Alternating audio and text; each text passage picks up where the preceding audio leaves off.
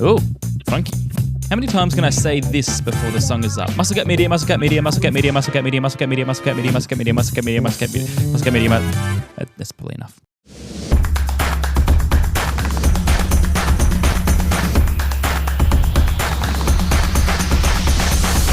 We welcome you back to the Baseball Expats, just, minutes, really, after the final pitch was thrown on opening night in San Francisco. The Yankees topping the Giants 7-0 out at Oracle Park. Probably not the night that those in San Francisco were hoping for, but a wholesome night of baseball nonetheless. And with that, the MLB season is off and running. And you know what that means here at the Expats. The boys are ready to give you some tips for the weekend, opening weekend of Major League Baseball. Eric and Spoon join me for our first tip-off of the 2026 season. Eric, we'll start with you. How are you feeling following opening night? You know what? I'll start it off with a tip, and this one goes out exclusively to anybody who is attending what's it called, Oracle Park now in San Francisco. Because it was a tough day to be a Giants fan. One, your team got fleeced. Two, your ace got shelled. And three, you got royally ripped off. Have you guys seen this 999 challenge going around the internet that the San Francisco Giants were like so proud to release before the game and then saw what actually was delivered? Have you seen this? So they, for I had, but enlighten people. It was the 999 challenge, Spoon. Sounds good, right? $55. You would get 9 hot dogs, 9 glasses, for beer, and, presumably fill those 9 glasses. The 999 challenge, what it was is like literally these little tiny mini sausages that were all put in a row, 4-ounce glasses, and a tall boy that didn't even distribute each of the glasses full on each of the 9 for 55 American dollars. Like, they ended up getting screwed, Giants fans, in so many ways. So that's my tip. Number 1 is don't buy that. I was hoping you guys had seen that. No, I've done something similar at a Giants game in Adelaide with a good friend of mine, Grom, who will be joining us in a few days. I've done a 999 challenge with much more volume of beer. So if you're looking for value, talk to Eric about the hospitality packages at a Giants game, because you'll be able to give it a much better crack. I can tell you that much. Well, for less than the $55 I've seen dollars, you can get $80 all you can drink. Eric just left us again. He's making that his MO. Is just leaving mid. There was a mid conversation of inquiries immediately for Giants hospitality packages. He had to go. I've seen people attempt this for real. You know what I mean? Like, where they'll actually go to the concession stand and they'll buy a hot dog and a beer per inning and try and complete it. I think a few teams tried this last year and it was the same thing. Like, you get that commemorative box that it all comes in. I briefly remember one of my buddies from back home talking about this, that they had seen one of their friends do it for an East Coast team. I can't remember exactly who it was, but that it was the same sort of thing. Like, there was all this hype around it. And by the time you got it, you were just kind of like, oh, like, it was easy to consume by the 3rd inning, and you probably wanted another hot dog and another beer afterwards. So it was kind of it's typical capitalism, right? Though it's like, hey, there's this cool trend. Let's see if we can leverage it, but not do it as well as what the organic thing that made it cool was. And it's probably kind of a skill error, though, assuming you were going to get 9 full beers when I went last to an MLB game, admittedly the World Series, I think it was $25 for a beer. So if you somehow thought you were getting, $300 or $400 worth of concession value for $55, it's probably on you a little bit, depending on how they marketed it, obviously. Shout out to St. Louis Cardinals, though. I don't know if you've seen what they're doing, but like in Big Mac land out in left field, I think a $29 ticket, for instance, I think it's after the purchase price of your ticket, but for $29, you get unlimited concessions in one specific part of the ballpark. And it's like legitimate. It's not, alcohol is not included, but it's all your soft drinks and like all of the food items that a normal concession stand would have. And it's like $29. And like they say, you can only get 3 items at a time. But after you get 3 items, you can just go back and get 3 more items. So it's like, that's a real deal, not this $55 hitting shot glasses of beer and, a tall boy of beer that doesn't even fill the shot glasses 9 times. Rip off. Boys, the other one here from opening day, Rolsey, that article on expats.com, little plug there for the website. Excellent. What's the actual name of the website? Good question. It's baseballexpats.com. You're not as good a hype man as Jameis Winston is. I'll tell you that. Expats.com could be something completely different. Well, same thing. No affiliation. You know what I meant. I thought I said baseball expats. And then you had me questioned. Anyways, the article, excellent. And I completely agree with you. You made a good point about Jameis Winston, as you just brought up, Spoon. That's what my biggest concern was before the broadcast, right? Was like, why is Jameis Winston involved in it? But you're right.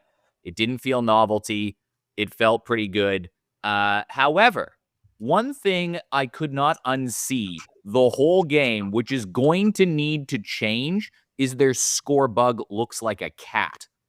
I didn't notice this. It looks like they're a cat's face. Go Google Netflix score bug right now for baseball and tell me that you don't see a cat's face in that. Because once you see it, you can't unsee it. Especially when it's 0-0. I do now. Yeah, now that you mention it. Especially and when it's the times that you're earning, I think, is probably the thing as well. Yeah, and it is the top of the inning because it's sort of a frowny face. Yeah, I see it now. Now I can't. Or I guess when it was 7-0, he was kind of winking. Yeah, and it keeps changing, right? Because when there's runners on the corners, like the makeup of the face changes. So that was my only gripe. The whiskers right up.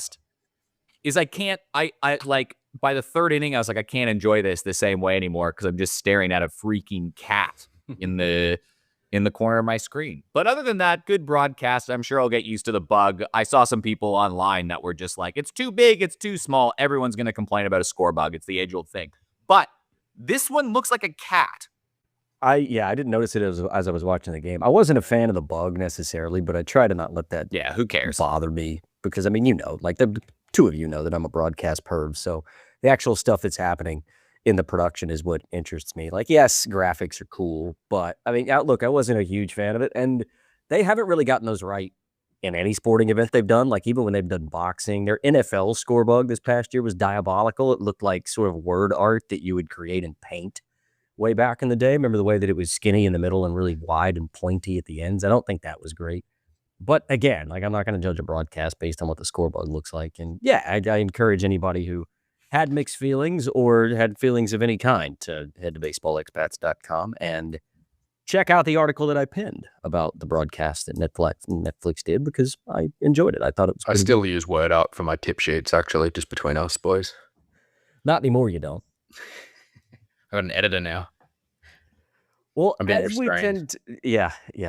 He charges quite heavily per hour, by the way. As we tend to do at this time of the week, this time of the year, i.e. baseball season, the boys will give us some tips that they like heading into the season. We called this the weekend pickoff last year. We haven't really settled on a name. As you might have noticed, we're doing a bit of a rebrand. We've got a website. There's all sorts of things happening. We haven't settled on a name yet. But oftentimes it'll just be Spoon. Sometimes it'll be Spoon and Eric. I have been banned from ever giving out tips on this program. Sometimes Eric just leaves the show, as he's done again for the second time in as many minutes. But the boys will give us some tips for the weekend ahead to hopefully add a little bit of money to your pocket and have a happy weekend. So, Spoon, we were going to start with Eric. I know he's got one tip. You've got a few more than that, but since he keeps exiting the room, we'll start with you. What do you like on opening weekend? He's really making his presence felt, isn't he? And kind of drops in, like drops a few bars and then drops the mic. So yeah, I'll about lead off. Not my usual role, but that's okay. Yeah, normally I'm probably going to try and stick to two key plays or the best two key plays of the weekend. And as Rolsey mentioned, you know, there's going to be a lot more content on the website and on our socials as well. And on any given Saturday, I might have, 6-7 picks with some top ups. So make sure if the betting angle is of interest to you that you're kind of following us in all of those places, because there'll be much more to come on that front. I wanted to break tomorrow up into two doubles, and then I've got a play for Saturday, which I really like. I didn't actually realize I was looking at a Saturday game until I found that only one book was showing the odds, and it became quite clear. So tomorrow for the early slate double, I've got the Orioles to win into over 7.5 between the Rays and the Cardinals. You can find that around 327 with Bet365 and Tab. But if you've got boosts anywhere, you could probably get a little bit more than that by boosting that double. I can probably keep the Orioles section of this pretty short. My hype around them has been well documented on the podcast over the last month or two.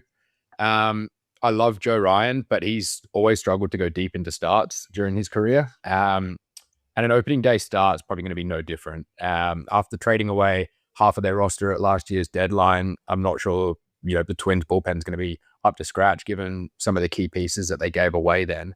So I think if this game's close after 5, the Orioles are going to be well primed to run away with it. Then in St. Louis, we have what is on paper probably the worst opening day starting pitching matchup. And the bullpen behind them probably won't see a big uplift in quality while still giving respect to the consistent Tampa Bay pitching factory that, consistently produces these arms out of nowhere. So I'm expecting to see scoring opportunities in all 9 frames there. The total looks low for 2 young lineups that do have some pop. So yeah, I'm going to kick things off with Orioles to win into over 7.5, Rays versus Cardinals at $3.27. Should I break there to discuss that? Should I roll onto the late slate double, or should we give Eric his time to shine now that he's rejoined us? Have you found the over-under totals that kind of moved up, but when the initial markets went out, did you find them all really low? Like even the Guardians and Mariners at over under 6.5 with BB and Gilbert going at each other seems strangely low, right? Like I get Chris Sale is pitching in the Braves game, but he's going against Dragons. Like why is that line 7? It seems strange. I understand that it's ace versus ace, but they're also on shorter pitch counts, right? And it only just takes one bullpen blow up for a total to blow out. And I think, we saw what was it on paper, if you remove the runs column, a really good start from Logan Webb today, except he gave up 7 runs. Like it doesn't take much to hit those 6.5s that you're kind of talking about. So yeah, I thought the 7.5 Rays Cards was the one I was most keen to jump into out of the earlier games, just given I think one team could really find their rhythm in that and pretty much take care of the total on their own. As far as my pick, the only one I really seemed to like, to be honest, was I think anytime Skubal's been pitching and the Tigers are playing, it's been hard to get behind traditionally over the last year because the markets are just so low, right? Like especially Tigers at home. I know they're not home for this one, but when you have Skubal going, his over-under strikeouts aren't even worth wagering on, all that kind of stuff. But they're playing the Padres. They're a good team. Nick Pivetta is going. Skubal is also going. I kind of like Tigers by a 1.5 at 225. Gives you a chance to double your money, which I like as well. And that could be 2-0. That could be 3-1. That could be 4-2. It kind of keeps that narrative going that the markets seem to like of it's going to be a low-scoring game and strikeouts are going to be prevalent and pitchers are going to dominate. Obviously, it's a big season for Skubal, right? His contract talks were pretty well documented over the offseason, and obviously he's been just one of the best in general. He's got to back it up. He didn't pitch for the USA in the back half of that WBC to get focused on the season. Pitcher of his caliber and his pedigree, I don't expect to go anything except well. So I think the Tigers are going to win this game, and if they're going to win by 1, they may as well win by 2 when they've got Skubal on the mound to start their season off. Yeah, I like it. I think you're going to need a good start, not just from Skubal, but from the Tigers offense too. The Padres had the best bullpen in all of baseball last year. Admittedly, they've lost Robert Suarez, but Mason Miller coming out in a close game, even if they're down a run or 2, does you no favors. So I think, cash in on Pivetta early, trust Skubal to go 6 or 7, and the Tigers bullpen's quite solid themselves, especially in the back end. So I think you'll be sitting quite pretty if you can have that couple of run lead earlier, after the 4th or 5th frame. You'll be in a nice position at that $2.30 mark. Pivetta was awesome last year, though. We laid him. We were on him a few times actually last year, but yeah, probably a good time as well to mention the opening day bet that Eric gave us last year that we mocked him for, and it may have been the only game they won all year, but Eric told us unequivocally that the boys on the south side of Chicago were going to win on opening day last year, and boy, howdy did they. So Eric's giving you Tigers -1.5 and plus money. I'm off the Tigers. Not Tigers. I'm off the White Sox. I hate the White Sox now. They sank down Curtis Mead, and now they're my least favorite team. Well, that's 2 fun plays, both at plus money for the early slate. We move on to the afternoon here in Australia and into the night on opening day, evening. I don't even know what we call it tomorrow. This is what the Wednesday game now sort of screws everything up with. Thursday night in America, It will be opening night for the teams that are playing on Thursday night. What are you looking at sort of in those later slates of games tomorrow? So I've locked in on a couple of team totals that are both at the 3.5 mark that I'm keen to take the over on. And that's D-backs over 3.5 into Mariners over 3.5. You're looking at about $3.75 there with Bet365 or PointsBet. You should be able to get a little bit more if you boost, depending where you bet.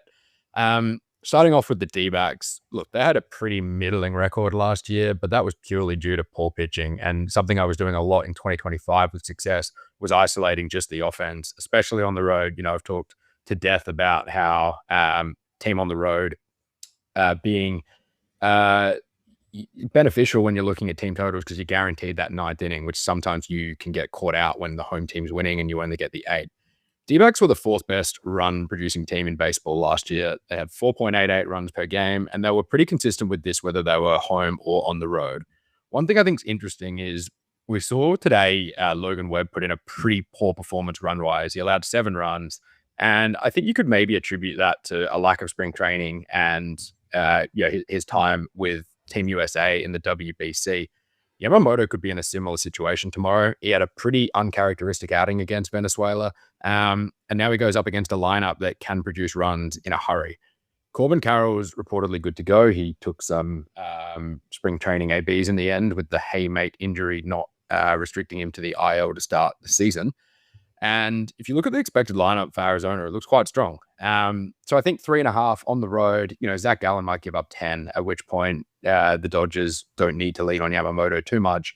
But the D-backs time and time again last year were capable of putting up 4 or more runs in a single frame. So I think at plus money there, that leg alone is $2.05. I think it's a nice bit of value, so I'm going to take it that way. Then I'm keen to look at Seattle's over 3.5 for a couple of reasons. I think, I spoke just before about Tampa and St. Louis potentially having 2 of the worst opening day starters. Tanner Bybee could be very much in that conversation too. He posted just a fine 4.24 ERA last year, strikeout rate below 9. His peripherals weren't flash at all. A whiff percentile at 37th and a chase rate at just 16th percentile. The key to beating the Seattle team in the last few years has been missing bats, and he's not a guy who's shown he can consistently do that. So I'm expecting some run scoring situations for Seattle. There are definitely question marks on the bottom half of that M's lineup. And I spoke about that a bit before a few weeks ago when we talked about the AL East as a division. But with the top end power in Raleigh, J-Rod, Naylor, and Randy, I think there's enough of a threat to take the over 3.5 there at home. So around $4 for both of those teams to score 4 runs looks like a nice way to bring home opening day here in Oz. I also like your Diamondbacks over total for the fact, too, remember there's going to be a huge ceremony before the Dodgers game. The commissioner's going to be there. They're getting their World Series rings. Nobody's seen them yet. And you've seen this a lot in all sports, right? Like teams go through that ceremony. They're not focused on the game because they're focused on this once-in-a-lifetime experience of them celebrating a championship they've won at home with their fans. Like there's a lot of natural emotions that players should revel in and feel good about. And how many times have we seen that where then all of a sudden that team gets absolutely smacked because it was just like, oh yeah, now we have to play a game, and you're thinking about all these moments of these intense games and you're just like, it's opening day and we're playing the Diamondbacks, right? Like I think there's a chance that Yamamoto, just for honestly a human element, gives up a couple cheapies just because he's elsewhere, Yeah, that's also a timely reminder for everyone that 11 a.m. start, you should turn on the broadcast around 11:15 or 11:20 so you miss all that rubbish. I will say I got a sneak peek of the Dodgers opening day uniforms, and as much of Dodger haters as we are in this program, and I don't think we can call ourselves anything other than, those things are sweet. They're a very successful brand, right? As much as they are a successful baseball team, they understand the merchandise angle and the marketing side probably better than any team in sports, arguably. They're going to sell in Japan, those things. Just the perfect amount of gold. Still very traditional Dodger uniforms. They're only slightly different to the ones they did last year, but and again, I think all teams, it's hard to know if all teams are going to start doing that because the Dodgers are the only ones that continue to win the World Series. It just goes with that white and that royal blue, that little bit of gold, just it all works. If you get a team where the color gold just doesn't make any sense, it may not be as beautiful as what it is as a Dodger uniform. So that's the one thing for the Dodgers that I'm looking forward to seeing tomorrow. What were the odds on that D-back Seattle over 3.5 double? $3.75 if you double them up. $1.75. Cool. So what the boys have given us for the early slate, Spoon likes the Orioles to win straight up against Minnesota into the over 7.5 in the Tampa Bay St. Louis game. That one was $3.27. Another one in the early slate, Eric likes the Detroit Tigers and Tarik Skubal against the Padres -1.5. I think if you shop, I was able to find $2.35. You may even be able to find better than that. So certainly into plus money for another bet in the early slate. And then for the night games, Spoon saying the D-backs over 3.5 against the Dodgers, into Seattle over 3.5 team total against the Cleveland Guardians, and saying you can get $3.75. He's frozen. Yeah. Nah. At least when you leave, you just leave. Yeah. I'm not half in, half out like Rollsy. We need him to defrost. Defrost, Rollsy. Defrost. Spoon, just give us your pick. One guy I really liked on Saturday, and I mentioned before when you were dipping out, Eric, I didn't realize this was a Saturday game until I realized only one book had their prices up, and then it became quite obvious. Looking at the blockbuster matchup between the Rockies and the Marlins, and I really liked the setup for Sandy Alcantara. He obviously had a pretty average season last year, or you could probably say poor, and he was trade bait. And surprisingly to some, the Marlins held put, even though they would have got something for a veteran starter, former Cy Young winner, and he's back in Miami this year. If you look at how he finished off last season, in his last 8 starts, he had an ERA of just 2.68 and a strikeout rate around 1 per inning. On Saturday, he gets another opening day start for the Fish against 2025's second worst strikeout team in all of baseball, who dropped to worst in all of baseball when they were on the road in the Colorado Rockies. Their strikeout rate was nearly 29% on the road last year. Sandy fanned 7 in his opening day start last year at home against the Pirates. And yeah, look, there's only Bet365 out at the moment, but price-wise, you can get 6 for $2.50, and you can get 8 strikeouts at 7s. So I'm kind of waiting to see if anyone else matches or beats that pricing. But I think it's really generous for a base line, effectively, of 6 strikeouts at $2.50. Top up for 8, which he's very capable of. He did 3 or 4 times in those last 8 starts last year at $7, and might potentially add a win strikeout double when some more markets open up. So keep an eye on the Twitter and website as we get closer to Saturday's games. Wait, so would you do a unit on 6 and then like a half unit on 8?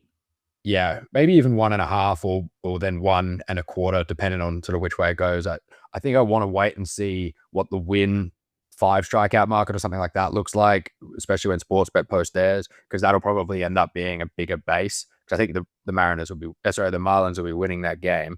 But look, 250 for 6, 7s for 8, I think is crazy for a guy who's very capable of doing that. And he's weirdly like one of the lowest strikeout lines out of anyone tomorrow or Saturday. And he's going against the Rockies on the road, and he's shown great strikeout stuff before. He's also thrown over 90 pitches in both his opening day starts the last couple of seasons. And he's due a bounce back year. You're right. It's so hard handicapping these first couple games because like so much of this is based on data, and we're just working off of what happened 6 months ago. And it just, like you just have to take a month or 2 to settle down.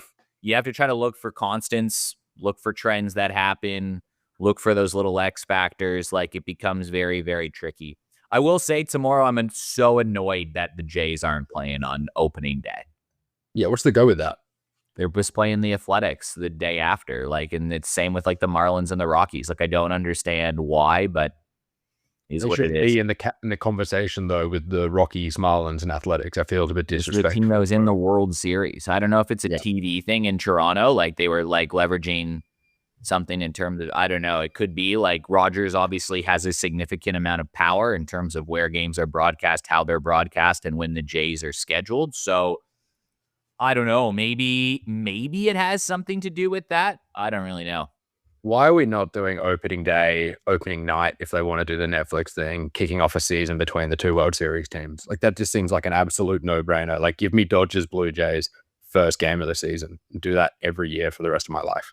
Yeah, it's a good question. But yeah, I don't know why. Maybe it's just they just wanted like a Friday night Friday night opener for the reigning AL champs in Toronto on national TV, that whole kind of thing on the Friday. But I mean, they would have got a big crowd regardless. Like you feel like they would have sold out on a Thursday and then they would have just sold out again on a Friday. So who knows? Yeah. Hello, it's me. Welcome. I'm back. I'm back. He's defrosted. I just caught the ass into that conversation, but I think the schedule for the following season is released during this season. Which question? Right. Well, they could just put the Dodgers then on a Thursday night and figure out who the road opponent is closer to. Not that you have a dog in that fight at all, right? Like you wouldn't love to see the D-backs playing. D-backs are on opening night next year. Well, I'm saying no. I'm just saying if the Dodgers were playing on national television on an opening night this year, it would have been against the Diamondbacks. So the Jays actually changed their schedule. They were supposed to start on Thursday, but they pushed their game back a day. Right, but the opponent doesn't change, is my point. So The having opponent the doesn't Dodgers change. being able to play the Blue Jays, which I think is a fantastic idea. I think the ratings for that would be much higher than what they would be for. I mean, not that San Francisco and New York wouldn't have been highly rated, and like we said the other day, I think it's a good call putting it on Netflix because most of the world has Netflix. But yeah, I mean, to Spoon's point, to be able to make that and market that as sort of game A to the World Series as the opener, I think would be awesome, and then you could probably get away with that every year. Yeah. What was that final tip, Spoon? I was thawing out. No problems. I went with the disclaimer that there's only one book with prices at the moment, so you might be able to get better. But right now on Bet365, Sandy Alcantara, 6 strikeouts at $2.50 with a top up on 8 strikeouts at $7 against the Rockies on Saturday here in Oz. Any excuse to watch Sandy pitch on a Saturday morning, no less, I will certainly take. So, look, the boys gave you 2 for the early slates on Friday here in Australia, opening day Thursday in the United States. Spoon, obviously, with that over 3.5, the double for the D-backs and Seattle in the nightcap tomorrow. And then roll on into Saturday here in Australia, Friday in the United States, Sandy Alcantara. Strikeout ladders, 6 or more, 8 or more. Hopefully we get off on the right foot. Boys, happy opening day. It is amongst us. We are so back.